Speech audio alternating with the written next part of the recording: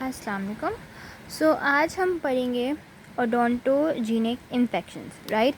And to start with odontogenic infections, I'm going to first show you this picture. Okay, now what can you see here? You can see a patient, ठीक है, जिसको जो है canine space में infection है, यानी जो हमारा नेजियो लेबियल एरिया होता है ना, ये वाला, इसको हम बोलते हैं केनाइन स्पेस, ठीक है। Infection with periorbital space extension, ये वाला जो एरिया होता है ना, जो ऑर्बिट के चारों तरफ होता है, वो पेरी ऑर्बिटल स्पेस इन्फेक्शन होता है, ठीक है। एक्सटेंशन होता है, इन्फेक्शन होता है। तो नेजियोलेबियल यानी केनाइन स्पेस इसमें इन्वॉल्व है, पेरी ऑर्बिटल स्पेस इन्वॉल्व है। इसके अलावा इसको मलेज भी है, ठीक है, और टॉक्सिक अपीयरेंस ये दे रहा है। ओके, सो अब हमने पढ़ लिया कि ये this is a clinical picture, ठीक है, जो कि of a patient with odontogenic infection, जिसमें नेजियोलेबियल एरिया में केनाइन स्पेस और पेरीऑर्बिटल स्पेस इन्वॉल्व है, ठीक है, और it is giving us very मलेज show कर रहा है, टॉक्सिक अपीयरेंस शो कर रहा है, ठीक है।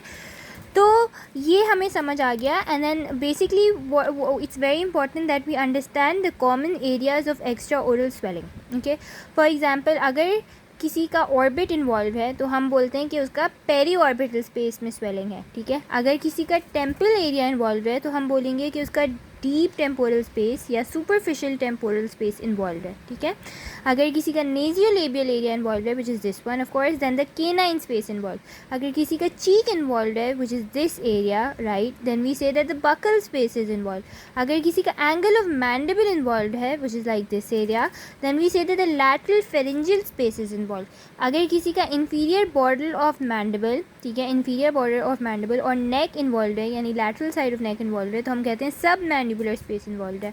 और अगर किसी का inferior border of the mandible और मिड लाइन इन्वॉल्व है, यानी ये वाला एरिया, तो हम कहते हैं सब मेंटल स्पेस इन्वॉल्व है। ओके, तो अब हमें ये समझ आ गई है।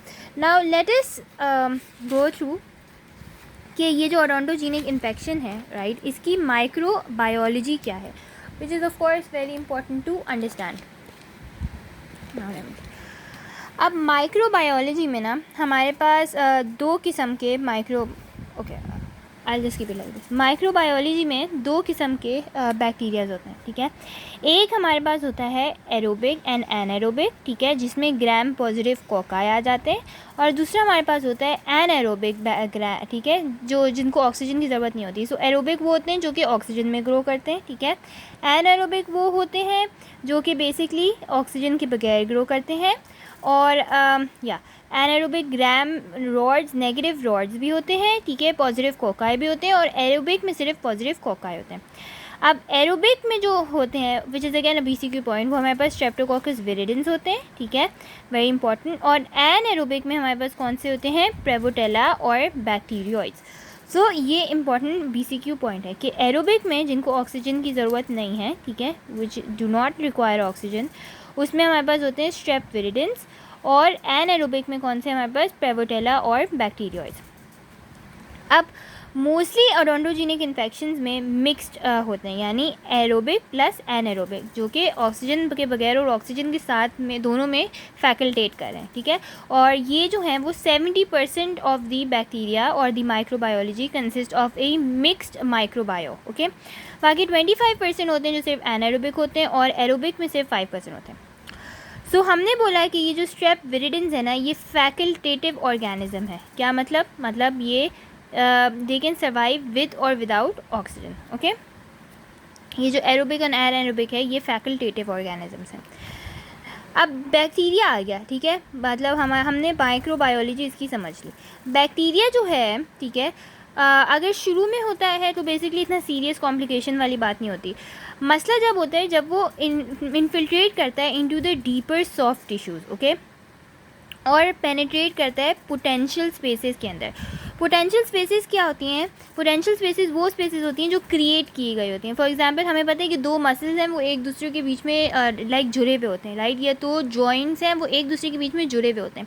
अब जब ये बैक्टीरिया आता है ना, और उनके बीच में क्या होता है, हाइलोरॉनिक एसिड होता है, ठीक है। फॉर एग्जाम्पल अब मैं बोल रही हूँ, ये दो बैक्टीरिया, ये दो मसल्स हैं, ठीक है, ये एक दूसरे के बीच में जुड़े हुए हैं, और यहाँ पर हमारे पास क्या है, यहाँ पर हमारे पास हाइलोरॉनिक एसिड है। अब ये दांत है, जो भी है दांत है, इधर इन्फेक्शन हुआ था जो कि एंडो ओरिजिनेटेड भी हो सकता है या पेरी ओरिजिनेट भी हो सकता है, whatsoever we will look more into the detail later on, right. अब ये जो इन्फेक्शन है, अब इधर से जब ये फैलना शुरू करता है, ठीक है, और वो डीपर स्पेसेस में इन्वॉल्व करता है, तो वो पोटेंशियल स्पेसेस में पेनिट्रेट करता है। पोटेंशियल स्पेसेस वो स्पेसेस होती हैं जो कि क्रिएट की गई होती हैं। इसका क्या मतलब है? इसका मतलब ये है कि ये जो दो टिश्यूज़ थे, मसल से जो भी थे, जिनके बीच में हाइलोरॉनिक एसिड था, ये बैक्टीरिया एक एंजाइम प्रोड्यूस करता है जिसको हम बोलते हैं हाइलोरॉनिडेज, ठीक है। और ये जो एंजाइम है हाइलोरॉनिडेज, ठीक है, ये बेसिकली हाइलोरॉनिक एसिड को ब्रेक डाउन करता है और एक एसिडिक इन्वायरमेंट क्रिएट करता है, ठीक है। वो एसिडिक इन्वायरमेंट वो होता है जिसमें एनएरोबिक बैक्टीरिया ग्रो करता है। जब वो एनारोबिक बैक्टीरिया उधर ग्रो करता है तो वो माइक्रो एब्सिसिस बनाता है। माइक्रो एब्सिसिस जुड़ के क्या बन जाते हैं? एक एब्सिस बन जाते हैं, ठीक है। तो अब ये बीच में आके यहाँ पर एक एब्सिस बन गया। अब ये एब्सिस क्या करता है? ये जो चारों तरफ हमारे पास ब्लड जा रहा है, ठीक है, ब्लड वेसल्स जा रही हैं, इसके ऊपर प्रेशर क्रिएट करता है। जब ये ब्लड वेसल्स के ऊपर प्रेशर क्रिएट होता है, ठीक है, तो अब क्या होगा? यहाँ से ब्लड की जो ब्लड जा रहा था, जो ब्लड का फ़्लो था, ठीक है, ब्लड का जो फ़्लो था वो भी कम हो जाएगा, क्योंकि ऑफ कोर्स यहाँ का जो pressure that was acting on to the blood vessels increase हो गया। जब वो ब्लड फ्लो कम हो गया तो ऑफ कोर्स इस्कीमिया होगा और जो एब्सिस की वजह से उस एरिया में नेक्रोसिस हो रहा था, वो नेक्रोसिस भी इंक्रीज़ हो जाएगा और स्प्रेड ऑफ इन्फेक्शन इंक्रीज़ हो जाएगा, राइट। अब हमने इसके पीछे की थोड़ी सी पैथोफिजियोलॉजी समझ ली। Now there are some determining factors of course के ये ओडोंटोजेनिक इन्फेक्शन अगर किसी पेशेंट को हुआ तो of course different patients would different patients को डिफरेंट तरीके से अफेक्ट करेगा। फॉर एग्जांपल, अगर किसी हेल्दी पेशेंट को हो रहा है तो वो ज़्यादा अच्छे तरीके से कॉम्बैट कर पाएगा उस इन्फेक्शन से एज़ कम्पेयर टू अगर वो किसी कॉम्प्रोमाइज़ पेशेंट में हो रहा है। तो डिटर्मिनिंग फैक्टर्स में होस्ट डिफेंस सिस्टम बहुत इन्वॉल्व होता है। कोई पेशेंट है वो हेल्दी है, उसका होस्ट डिफेंस सिस्टम बहुत स्ट्रॉन्ग है, तो ऑफ कोर्स वो बहुत इजीली कॉम्बैट कर पाएगा उस इन्फेक्शन से। अगर कोई मेडिकली कॉम्प्रोमाइज़ पेशेंट है या कोई ऐसा पेशेंट है जिसको कोमॉर्बिड्स हैं, लाइक HIV हो गया, ठीक है, एड्स हो गया, डायबिटीज़ मेलाइटिस हो गया, तो ऑफ कोर्स उसकी हीलिंग भी डिलेड होगी और उसका जो फाइटिंग मैकेनिज्म है वो भी इतना स्ट्रॉन्ग नहीं होगा। फिर ऑफ कोर्स माइक्रोबायोम की विरुलेंस क्वांटिटी बहुत जो है वो मैटर करती है, ठीक है। अगर virulence is more then 10 to the power 5 then of course वो इन्फेक्शन जो होता है वो डीपर एरियाज़ के अंदर स्प्रेड कर जाता है। Then of course local circumstances भी मैटर करते हैं, जैसे टिश्यू जो है उसकी कंडीशन क्या है। तो इफ़ द बैलेंस, अगर एक बैलेंस है, फॉर एग्जांपल इन्फेक्शन आ रहा है, ठीक है, इन्फेक्शन आ रहा है, बैक्टीरिया आ रहा है और हमारी बॉडी उस बैक्टीरिया से फाइट ऑफ कर रही है, ठीक है, और वो एक बैलेंस क्रिएट किया हुआ है।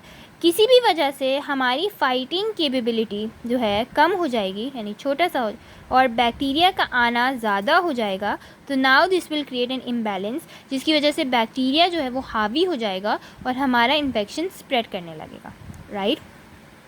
नाउ प्रोग्रेशन, और फिर इन्फेक्शन स्प्रेड करेगा और प्रोग्रेस करेगा, ओके।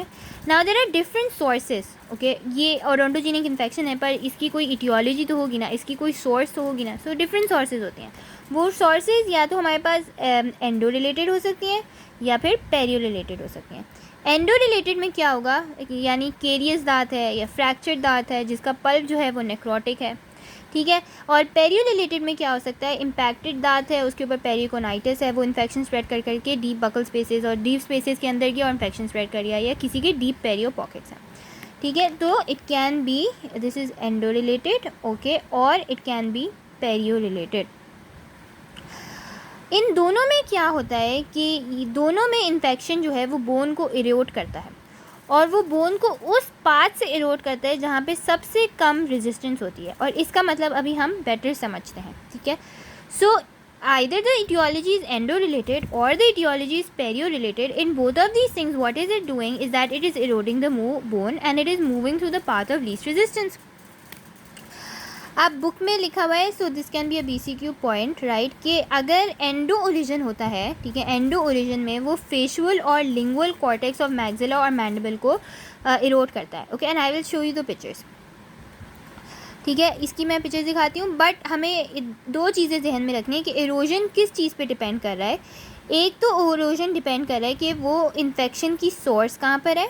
ठीक है, अगर ये दांत है, ठीक है, ये दांत है और ये उसका फेशियल साइड है और ये इसका लिंगुअल साइड है, तो हाँ ये बहुत मैटर करता है कि जो इन्फेक्शन की सोर्स है, ठीक है, या सोर्स ऑफ इन्फेक्शन है, वो ज़्यादा इस तरफ है या ज़्यादा इस तरफ है। ठीक है, और दूसरी चीज़ है ये जो कॉर्टिकल बोन इसके आगे पास आ रही है, ठीक है, इसकी थिकनेस भी मैटर करती है, यानी ये सोर्स ऑफ इन्फेक्शन से दूर है या इस इधर से ज़्यादा दूर है। ठीक है, for example I will share, अगर ये हमारा सोर्स ऑफ इन्फेक्शन है, ठीक है, और ये हमारा दांत है, ठीक है, अब ये सोर्स ऑफ इन्फेक्शन जो है वो फेशियल साइड से ज़्यादा करीब है और इधर source of infection to cortical bone यहाँ पे कम है और यहाँ पे ज़्यादा है।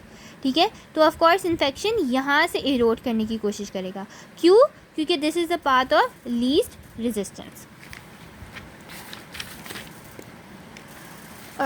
दो बातें और देख लेते हैं। सबसे पहले तो the most common odontogenic infection, अच्छा this is only BCQ point.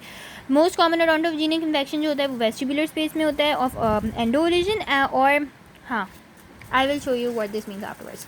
Okay.